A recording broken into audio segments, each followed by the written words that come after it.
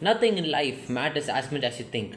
Not your 10th grade marks, not your 11th grade marks, not your parents, not your teachers, not what people think about you. In fact, not even your own life, or not even the person that you're going to marry. Nothing matters as much as you think it is going to. Because let me just illustrate a story from Mahabharata which could explain this. So, Arjunan is betrayed. Arjunan and his brothers are betrayed to the core of life.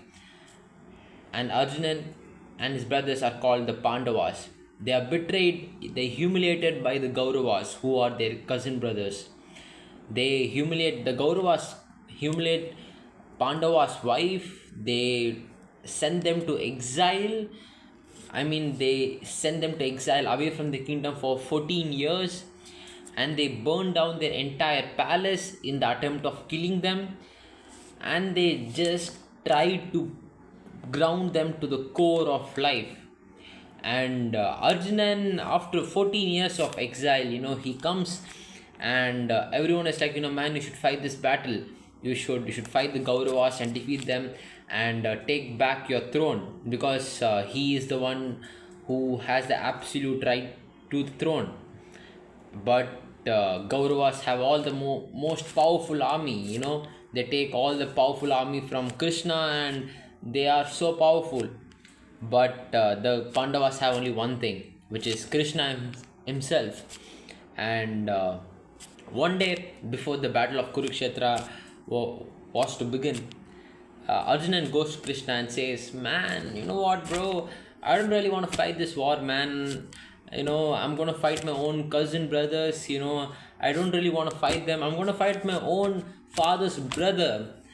And how can I kill him? Like, how can I fight him? How can I just go in with the intention of making him bleed, making sure that his blood falls to the ground?"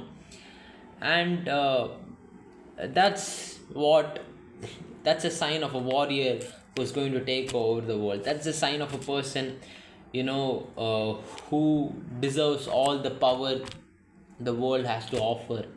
And Krishna goes to Arjunan, and he says, "Man, no, you have to fight this war, bro. It's like your war. It's your battle. You have to fight it."